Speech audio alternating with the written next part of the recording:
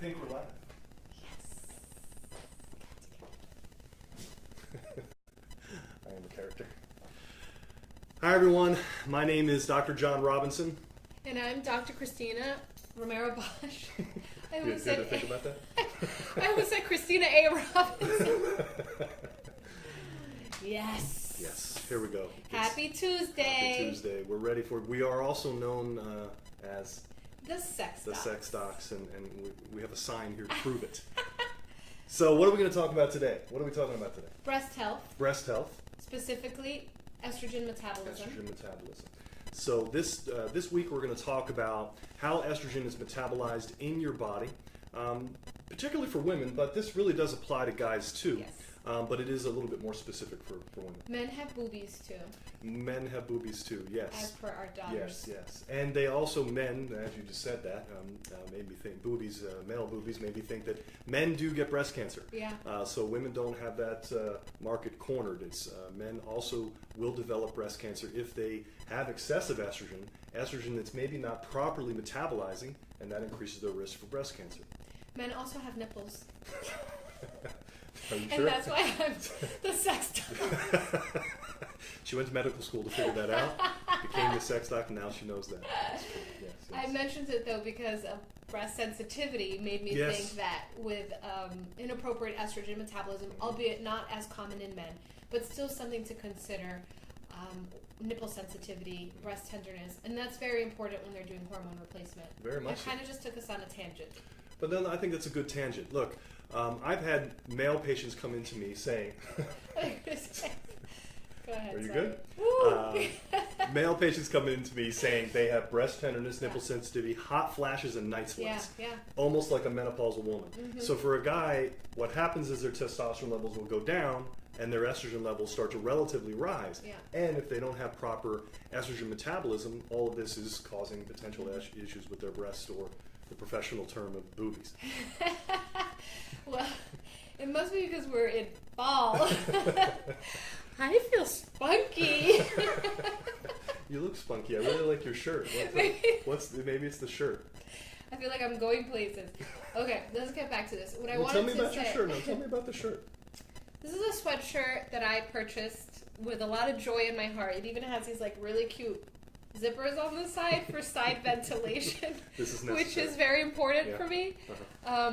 That my husband does not like. So every once in a while I try to wear. I figured if he's wearing a Live with Passion t-shirt, then I should display my passion for play, as symbolized by roller skates. Not rollerblades. No. Not fun. When was the last time you were on roller skates? Probably Dr. Spice Lucier's birthday. Oh, really? Oh, that's right. I remember. think when That was she a couple turns years, 25. couple years ago. No, it's more than a couple years. Sorry, Spice. That's more than a couple years ago. Yeah, I remember that now. God, Honestly, that's way too long. wow. I wanted to comment back to the testosterone and estrogen. This isn't just because men will have declining levels of testosterone. This is also important for men who are doing testosterone replacements. Yes. Because testosterone is supposed to aromatize or change into estrogen in men. And it is supposed to do that, naturally occurring, but at a controlled rate, at a rate that is still a healthy level of ratio testosterone to estrogen. So estrogen metabolism is also important for men who are having hormone replacement therapy. Very much so, and we consider that for sure. And we'll talk a little bit about what we do for that for both men and women. But let's bring it back to ladies and how that is related to breast health. Okay. I guess for women, and a little bit more of a concern for them. But in general, with estrogen metabolism, what we're talking about today is the use of something called DIM and I3C, diindolylmethane and indole-3-carbinol. These are two natural substances found in cruciferous vegetables like broccoli and cauliflower. And so what these two substances do, it helps you to metabolize your, we'll kind of call them bad estrogens. You always have estrogen in your system, but you're metabolizing in certain ways to where there's maybe certain good metabolites and some metabolites that are not so good that increase the risk for breast cancer, uterine fibroids even, and also even prostate cancer in men. And then the same thing with guys, maybe issues with their breasts as well. And it's important to note that although these compounds are naturally found in food and therefore can be supplemented through your diet, This is an issue because a lot of our patients with metabolic issues are hypothyroid patients, and those with thyroid conditions are more sensitive to an overconsumption of raw cruciferous or brassica vegetables. So whenever you can get this in the form of a nutritional supplement, first of all, you're going to get a higher therapeutic level, but you're also going to be spared the maybe negative effects of having too many good things in your diet. Yeah, that's a great point. Look, you'd have to eat a garden full of brassicas to get what we can supply for you really in one simple pill. So it's always great to increase these kind of things, but you know that reminds me of this whole thing with like the green smoothies and this trend that we have right now. Kale, everything's all about kale. Kale is a cruciferous vegetable. Right. And what's happening, I do think that these things are, in certain amounts, very good for your health, right? They're maybe very good for your estrogen metabolism. But when we're seeing these sort of like big gulp, jumbo size things of raw brassicas and cruciferous vegetables like kale, this is not, in the end, very good for you. And it's kind of hard on the system. So it is all about, relativeness and balance with that, absolutely. I mean, always. It's going to be balance, moderation, and variety. Yes. So let's move on a little bit because, first of all, and a little bit of housekeeping. Yes, please share this video. Share. Yeah, right, come on, sharing is caring. Get this thing out there, especially today. We've got Dr. Bosch. Christina's in her roller skate I sweatshirt. did that for you. Yes, and I live with passion. Yeah, this shirt is from Tony Robbins. Date with Destiny. And I was thinking about it this morning when I put this shirt on. That particular Date with Destiny. If anybody's seen I Am Not Your Guru, by Tony Robbins, and he kind of goes through and shows a little bit of the sort of behind the scenes things that happen at some of his events, particularly Date with Destiny, which is a 6-day mega event with Tony. But in I'm Not Your Guru, that was the Date with Destiny that we were actually at. Yeah. And they were filming there, and gosh, we didn't realize what they were exactly filming, but an amazing night. For sure. That whole event and some of the things that's on that movie, it's really just awesome. It was an awesome time for us. I mean, it really, I would say in a big way, brought us here, to the right here, zone. right at That's this moment. What had happened and how that kind of impacted, be careful what you ask for, you just might get it. Be very clear with your wishes. Yeah. Two main things came out of that event. One of them was our deciding that we were going to work together to create the hormone zone. The second one was that we confirmed we were pregnant with Alessandra. Yes, yeah. Wasn't it intense? Wow. It's been a lot of change in a very short period of time, to say the least. So, we're really like, a lot of fun tangents today. I think they're fun. I mean, I hope everybody thinks they're fun. Okay, let's get back to this. And I kind of dorked out like I normally do, and I wrote all this down here for us. Aww. Yeah, see? And I did color coding and everything, pink for estrogen and all that stuff. So what this is telling, this is about the actual estrogen metabolism. E2 or estradiol, this would be the main form of estrogen that let's say you would put in the pellets that we do here, or metabolically active form of estrogen that we always refer to. Right? Absolutely. So estradiol, E2, breaks down into something called estrone. OM1, that's kind of where they get the name of that. That's part of it anyway. So estrone and estradiol are constantly there. But again, estradiol being the main active form, it's breaking down into estrone. And that's part of the story. The other part of the story is how's this estrone, which in excessive amounts maybe could be increasing risk for breast cancer, uterine fibroids, etc. How does this estrone then break down? There's two different ways it can break down. One's called a 2-hydroxyestrone, a 2 version, happy version, and a 16-hydroxyestrone, or an unhappy version. One is protective to breast tissue, to uterine tissue, prostate tissue. The other is not. There goes the. We've been having issues with this. There we go. All right. With the lights, it happens every week. If you're following us, you know that every week we're going to go and. It's part of our signature. Yeah. It's not the sex docs; it's the electric doc. So 16 bad. So this is protective. This is potentially promotive. Correct. Yes, it's proliferative to breast tissue, which is just a fancy word meaning it can make it kind of grow in not a good way. Right. Same thing with uterine tissue, increasing the risk for fibroids and those kind of things. So what we wanted to do, you always have both. I always say it's kind of like good cholesterol and bad cholesterol. You always have both. You just want to have more of the good and less of the bad. And so how do we make sure that we metabolize in this direction with something called DIM and indole 3-carbinol, what we've been talking about here today. Let me ask a question so that it's clear to the audience. Sure. Replacing E2 doesn't mean you're replacing negative estrogen. Absolutely does not mean that. What it means is that you need to replace E2 or estradiol if you are deficient and you're symptomatic, and there's also a lot of protective properties, prevention that we've talked about. So if you're going to replace your estrogen, you just want to ensure that you're aware of how it is metabolizing. Right. Correct? Correct. Okay. Yeah, we want to clean it up. It's no matter what, some level of this dynamic is happening. But what we want to ensure that this estrone gets broken down in this good dynamic. So what we encourage here all the time is to take DIM and I3C when you're doing any kind of hormone replacement therapy, particularly for women. I would say almost especially for women. If you've got a uterus and or breasts, then you want to make sure you're taking something to help digest or metabolize that estrogen replacement therapy that you're receiving. And so one good strategy, not receiving. Or not, exact, good point. Because even if you don't have any estrogen, look, we'll have patients come in that have practically zero active estradiol when they come in, menopausal woman, not on any kind of estrogen, but their estrone is high. Which means inevitably they have these metabolites there in one way or another.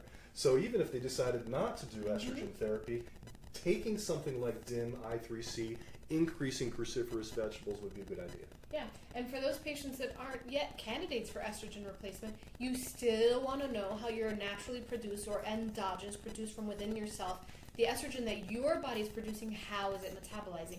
In other words, this is not a conversation about hormone replacement. This is a conversation about estrogen, whether you're male or female, on hormone replacement or not on hormone replacement, having a better understanding of how you metabolize your estrogen and what to do if you have excess of the bad estrogen. This is what the purpose of this conversation is. Absolutely. Okay. All right. So keep coming back to this DIM and I3C. One of the things that we have here, and it might be a little bit challenging to see this bottle. I'll bring it up a little bit closer. This is called Estrogen Clear, and this is our THC Nutrition. It's one of our private lines. I love this. I'm very proud of this particular formula. Yes, indeed. Yeah. Put a lot of energy into it, and the results have been, I think, clearly documented. Yes, yeah. I think we're definitely seeing improvements with ratios and things like that. And look, aside from the indole 3-carbinol and the DIM, we also have green tea in this, resveratrol, maybe you've heard of that. These are other antioxidants that are really just excellent for overall breast health, prostate health, uterine health, whatever it might be. A little bit of vitamin D, even vitamin E, and a little bit of calcium. All of these things are helping to kind of promote this healthy metabolism, and research kind of supporting all of that. So really happy about nutritional way. Right. You're It's simple. Yeah, uninvasive, natural, and nutritional based. So that's a little bit about Estrogen Clear. That's all I have. Oh. Yeah, there's nothing more on that. Did you want to write something on the board? I would love to dictate and then you write. I don't think you will appreciate it if I write. Well, then perhaps to be continued, we'll talk about thermography because, well, okay, this could be our last point, and then let's move on to our Artesians, yeah? Okay. How do they know? How do they know? Okay. So one of the things that you can do to figure out if there's this excessive activity of how metabolism is happening with your estrogen would be a thermograph. A thermograph, yeah. Which we will definitely talk about. So we're kind of putting that as a teaser. Thermography, you've heard us mention before, is a non-invasive heat measuring tool that will show you if there is excess inflammation in the tissues, but specifically in the breast tissues. But the other way is even easier because you can do it anywhere, and that's a blood test. Oh, right, of course, yes. Even a urine test can give us a little bit more information about these two metabolites. But yeah, we always start off with looking at estradiol and estrone for sure. But yes, to be a little bit more specific, I guess, about the thermograph, if the DIM is actually shown to decrease the inflammation in breast tissue, and you can see that change in a thermograph. So again, that thermograph being this thermal heat image, and there's excessive blood flow, perhaps in a certain area of the breast or the entire breast, DIM, through its process of what it's doing with estrogens, estrogen being the key things that might increase blood supply, it kind of calms all that down because of this, how it's acting on the estrogens. Although, of course, one does not need to test to determine whether or not they want to take something like Estrogen Clear. This is a very good point. You know, again, I think that's what we're kind of saying, that ultimately, if you have estrogen in your system, and Which you do because you're a human, man or woman, you're going to have some level of estrogen. To go through a process of making sure it's metabolizing optimally is just a good idea. Yeah, there's a lot of wonderful nutraceutical products out there that a person can take. And I would say we probably have our top 5 favorites or top 10 favorites in hierarchy of importance. I would say that Estrogen Clear is definitely in the top 10. Sure.